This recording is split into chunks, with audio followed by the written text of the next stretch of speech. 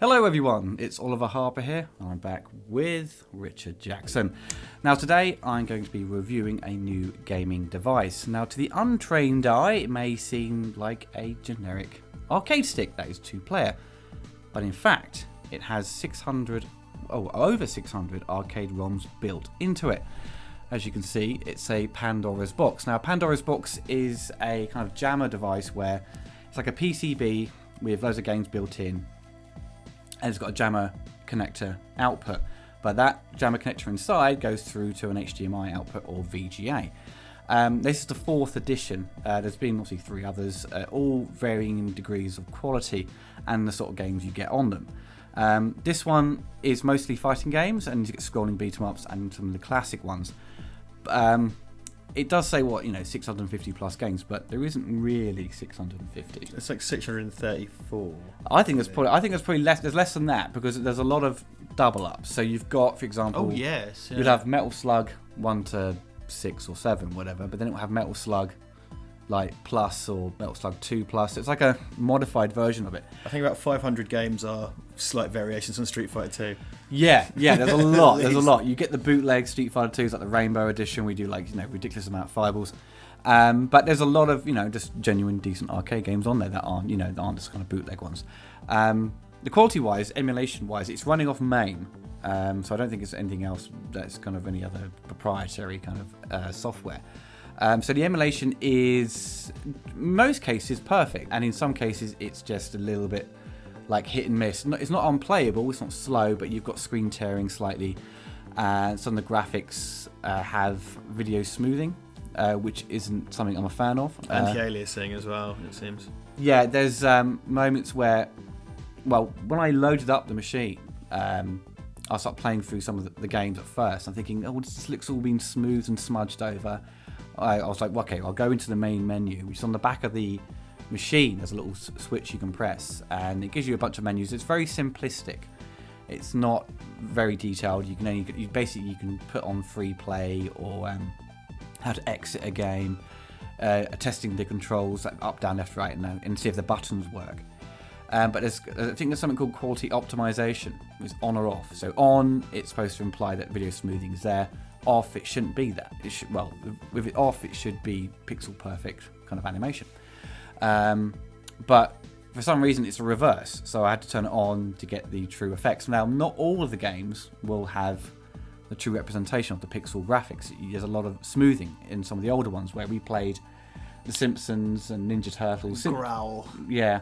Turtles wasn't that bad, but The Simpsons, you could tell there's a lot of smoothing in it. You'll be able to see it when we release the videos. Yeah, exactly. And it mainly happens on a lot of the kind of 80s arcade games. The ones afterwards, like 90s, like Final Fight kind of onwards, it looks fine. I was disappointed at first, thinking I couldn't turn it off, and I was trying to find loads of other videos on this kind of device. Now, because this is an unofficial thing, there's bootlegs of the unofficial kind of Pandora's box, because inside the PCB board is basically blue. When you see the blue ones, it kind of my experience is they're kind of like not official boards. They're kind of just knockoff ones, but the quality of it is really good. I've not had any problems with it. It powers up fine. It scales correctly to your TV, so you can play some of these retro games 720p, and it looks great. You don't need like a separate scaler to sort of descale it down to 240p or whatever it is. So in terms of quality and the value for money, and this cost about $100. Got it from AliExpress, which is a Chinese kind of website, which is, I suppose, it's alternative to Amazon over there. Is it Alibaba or something? Alibaba. It's huge elsewhere. Yeah, it's like a huge marketplace. Yeah, so I think it's like a part of that. And the shipping was about over $100. So the shipping was more expensive than the actual item.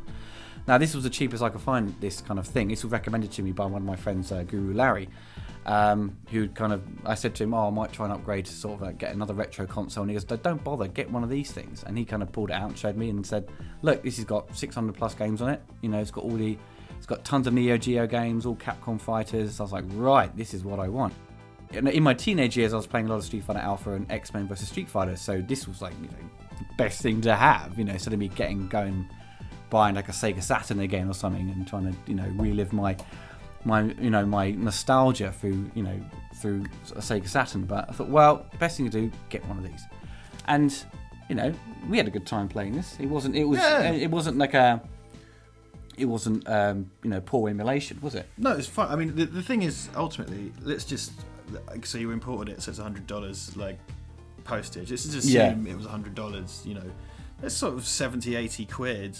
Yeah. Feels nice. It's a nice feeling kind of thing. It feels authentic because it's built up with all the good buttons as well, clickety clackety buttons and stuff. So it feels authentic. I was saying to Ollie earlier that if you just had an empty cabinet and a television, you could plonk this in, wire it up with a TV, and like your uncle, you've got a main cabinet. I think that's what a lot of people do. If you go on YouTube, when I was trying to find kind of guides on this machine, most people had put them into either mini cabs, like little ones they've made, like an Neo Geo thing, or like a genuine ginormous cabinet with this kind of CRT kind of monitor. And it would feel authentic because you've got this kind of panel. Because what I was worried about was sat here on the couch playing it like this, because you can't just kick back, losing the microphone there, but like you can't just kick back with the joypad. No. But I thought it was fine, and it had a real feel to it. What it needs is an ashtray in the side full of dirty old fag ash, and maybe a few burns in it and just a bit of a smell. That'd be authentic.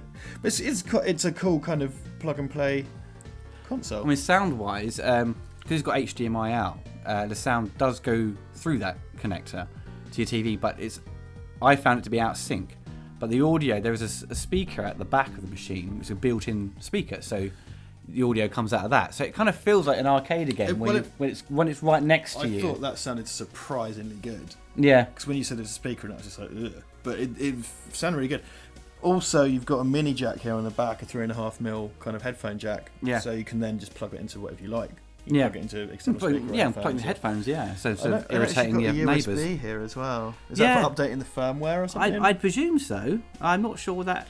I'd look into that. You might even be able to dump more ROMs in there. Because if I've not looked at the board, I've not taken it out and looked at it. I mean, if there's like if all the ROMs are just loaded onto the RAM, as it were, would it be onto the RAM or the ROM? I don't know. The technicalities of it all. But if it's all stored on the system, then you probably couldn't update it with new games. But if there was like a SD card in there somewhere, I could technically rip that out and put other ROMs on it. Well, I do wonder because it's got a MAME front end basically, so it boots straight into that. It's got its own interface and stuff, and the fact it's got a USB on the back makes me wonder. Maybe that's an input for a pad. That sounds wonky, but you could just be kicking back, and it would be a way to have 3 or maybe 4 players if you just USB'd in. That is true. We've lovingly recorded some footage of the back, so you too can see the input ports on this imported foreign arcade console. The sexiest video of all. As I said, I mean, it cost $100. I did try and go back on the page where I got it from, and the seller's no longer selling them. I think he sold them out pretty quickly. When I went on, he had like 30 left and had 2 different designs. And this one, the original design wasn't available, so I had to go for this one, which is fine. What was the original design? It was kind of just a bit more bonkers and crazy. Okay. So it looks a bit more kind of flashy. But this has got this random character from King of Fighters. I don't know I think they're all from King of Fighters. But most of the ones I see on there now are like over $150. And there's one that's like a Street Fighter 5 one. And it all looks quite cool. I mean, they're all kind of similar build. I mean, this is when you turn it on, it all lights up and stuff. And so blue light, that was really nice, and it feels good and it feels authentic. I think that's the main thing. Someone's done, all that kind of loving work. It's not, it's not the Sistine Chapel, but it kind of makes me think. Real. It kind of makes me think like, this is people were saying there's bootlegs of these kind of unlicensed products, and this doesn't feel like a bootleg at all. I mean, because it's actually really good quality build. At the end of the day, you're going to struggle to call anything like this official anyway. Yeah. A bunch of unlicensed games dumped on a bunch of ROMs. So people saying like official, unofficial. Yeah, exactly. You're still kind of playing stuff essentially illegally, I suppose. Yeah, it's got Capcom next to Taito, next to whatever. We're not kidding anyone here. Yeah. So if you're interested in arcade games, and think there's a good value for money, then I'll provide a link to the website where you can kind of kind of search and try and find a similar model to this, because with retro gaming it's still very popular, and trying to spending your money on an old Sega Saturn or PlayStation or even Neo Geo, trying to get some of these games, including collecting Neo Geo, you'd be bonkers because they cost so much, the AES cartridges. So get all that built into this. Most of the Neo Geo games are on here. Well, not all of them, but most of the popular titles. So for $100, I was like, wow, that's perfect for me. And I'm not always. I used to play a lot with the arcade stick, so I used to have my own kind of arcade stick as well for most of the consoles I've had. But it takes a while to get back into using arcade sticks when you've been using like a joypad and D-pad for so long. I think it came to me quite naturally though, and they're very responsive. Yeah. I mean, because when you see inside, you can swap out the buttons and change some of the things around if you wanted to. There's standard connections inside, so if you buy these from a supplier, you can just swap out. Well, I think it's really good value for money. So I think, if you're still into retro stuff, then you want to give this a go, then definitely pick one up. Richard, how about you? Do you think it's worth the $100? I don't have that to fuck around with. However, I don't really, essentially, but as a kind of I think if you're telling me that's 80 quid essentially, that's really great. I mean, realistically, you have to import it, but that's the fact is you had to buy it from somewhere far away. That's a fucking bargain. Yeah, of all those games, and if you're really into this shit, and if you wanted to if you were into kind of a MAME cabinet project but didn't want to do all the kind of real techie stuff, it's fucking brilliant. And it's a great big bag of fun. I reckon if you set this up in the corner of a room at a party, people would fucking love it. Oh, definitely. I mean, I don't have that money to spend, but I think it's a very good deal. You could, as far as video game stuff goes, you could blow your money on stuff not nearly as cool as this. Exactly. It's not very articulate, I admit, but definitely. The short answer, Oliver, is yes. There we go. Well, I don't usually, do video game reviews that much on my channel. I mean, I do the odd one here and there when I'm very, very picky about what I review for my retrospective channel. But because I discuss video games in my retrospective, I thought, well, this would be quite an ideal way to sort of show off this new device. But the Let's Plays we do on this will be on my other channel, where I'll provide a link below, and you can check out that channel. And some like me, which was very old Let's Plays, where we played Robocop and loads of other scrolling beat 'em ups. That's our secret side project. Exactly. It's like this channel's Blur and that channel's Gorillaz. I don't really know music well enough. And we got quite a few Let's Plays of Richard going through Resident Evil 2 and 3 and 4. We shared them. If you're a fan of me getting frustrated and swearing, it's all there. There we subscribe to me being angry and a lot of different games. Well, everyone, I hope you enjoyed the review. As I said, there'll be links below to similar devices to this and my Let's Play channel. Okay, everyone, take care and goodbye. If you enjoyed the video, you can find more on my YouTube channel, and also you can follow me on Twitter. If you want to help support the channel, you can donate through Patreon and receive monthly perks such as updates on the latest news on my channel, early access to reviews and commentaries before they go live on YouTube. Even the smallest donation can help keep this channel going. Thank you.